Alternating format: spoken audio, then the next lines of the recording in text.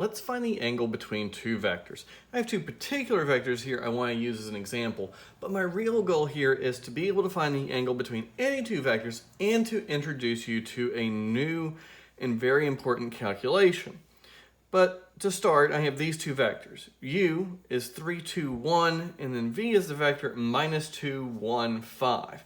And I've sketched them here in a right-handed coordinate system, and that's probably a little hard to see on the video, but I have a vector U that's pointing away from, let's imagine the origin is right here, pointing away from the origin, and then the vector V pointing in that way. Now, vector V is much longer than vector U, but this gives us some idea, right, of the angle between them. So what I want to do is, instead of looking at this diagram over here where the vectors are trying to be in space, I'm just going to imagine drawing them kind of flat on the board. And that's something that's always true. If I have two vectors in space, I can imagine that they tell me one plane. So I can imagine just drawing that part of it. So I have a little vector U coming out of the origin, and I have a larger vector V. And this picture's not really to scale. It's just going to kind of encode all the information I need to find this angle that I'm going to call theta. Now, one thing we should note, whenever we're talking about vectors, I can actually talk about two different angles, right? I could talk about theta that I've marked, or the other angle, rotating from V to U in the other direction. Well, if I think about it, one of those angles is smaller than the other, and we always want to talk about the smaller angle. What I really want to think about is that theta, the angle between two vectors, I'm always going to let be the angle that's between 0 and pi, right? The vectors could point in the same direction, angle 0. The vectors could make an acute angle. The vectors could make a right angle with each other, an obtuse angle,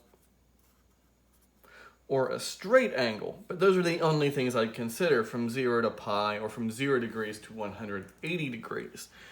So that's what I mean when I say the angle between two vectors. So let's see. My vectors look something like this. What could I do? Well, right away I kind of see a triangle. And so I think I can actually use things I know about triangles to find that angle theta. Well, I think it stands to reason I might want to know the length of the sides of this triangle. So the length of this side would be the magnitude of V, which would be the square root of 4 plus 1 plus 25. That would be square root of 30. The length of this side be the magnitude of U, which would be the square root of 9 plus 4 plus 1, and that would be root 14. And then I need to figure out how to find the length of this side. Well, if I actually think about that as a vector just for a minute, that's the vector U minus V. So the length of that side would be the magnitude of U minus V.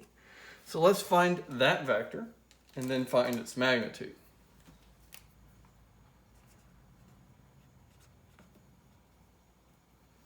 3 minus a negative 2 is 5.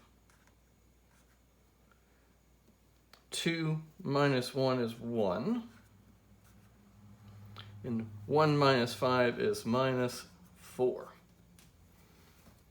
All right, so there I have my vector U minus V, but what I really need to know is its length. And that's going to be the square root of 25 plus 1 plus 16, and that is the square root of 42. So I know all three sides of a triangle, and I'm looking for a missing angle, and we need to remember a trigonometric rule to find that missing angle. And the rule we need to remember is the law of cosines, which can be written down in three different ways. I'm just going to write one down as a bit of review here. If this is the angle gamma attached to side C there, and this is side A, B, and C, then C squared is equal to A squared plus B squared minus 2AB cosine of gamma. The way I like to think about this is this side's across from this angle, and so that side is equal to the sum of the squares of the other two sides minus 2 times the lengths of those two sides times cosine of the angle between them. And of course we could write this down the other ways, but that's enough for this problem, right? Because I have an angle that I'm looking for, and I know all three sides, with that being the side length that's across from it. So just thinking about the law of cosines, well, the side across squared, that would be 42, is equal to 30 square root of 30 squared plus the square root of 14 squared minus 2 times those lengths times the cosine of the angle that I'm looking for. Well, I need to get everything on one side so that I have that cosine theta all by itself. And so let's see, I'm just going to grab my TI-83 here, and I have 42 minus 30 minus 14 will give me minus 2 is equal to minus 2 times the square root of 14 times the square root of 30 times cosine of the angle I'm looking for. All right, so I'm going to get the cosine part by itself. Cosine of theta is then equal to 1 over the square root of 14 times the square root of 30, right? Because the minus 2's will cancel out. And then to find the angle I was looking for, I just need to take an inverse cosine. So, inverse cosine, I want to work in degrees here. Inverse cosine of 1 divided by the square root of 14 times the square root of 30. Being careful with my parentheses on the bottom of that fraction, and I get that my angle was about 87.2 degrees, just barely an acute angle there in the first quadrant. So we found the angle between two vectors, and assuredly, for any two vectors, I could actually repeat this process. But in looking at this formula right here, I see the magnitude of u, and I see the magnitude of v. And so if there was just a nice way of calculating this value on the top of the fraction, then I think this would be an easier process, and I could kind of skip down to here, to one of these two steps to find that angle between. And it turns out that value right there is the dot product.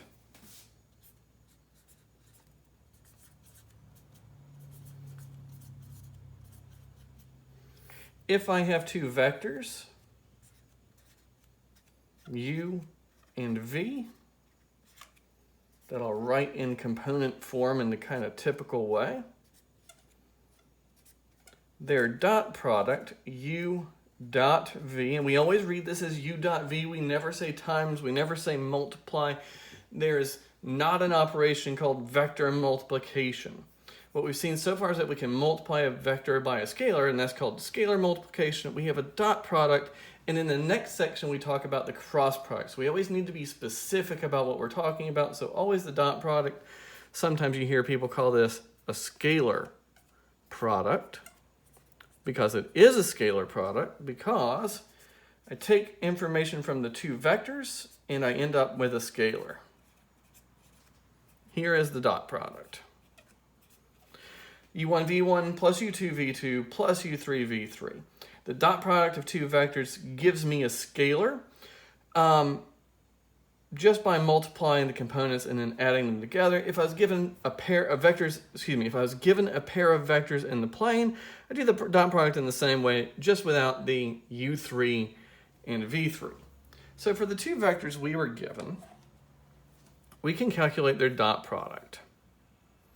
U dot v. 3 times minus 2 is minus 6, plus 2 plus 5.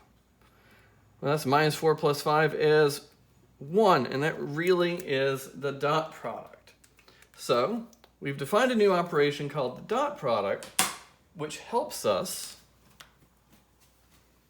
find the angle between two vectors.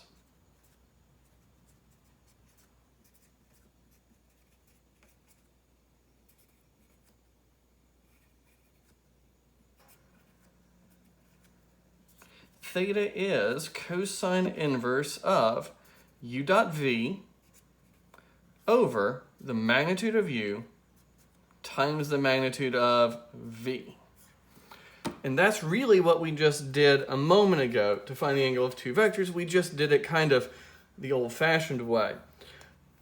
This is the formula we'll use from now on, where we calculate a dot product.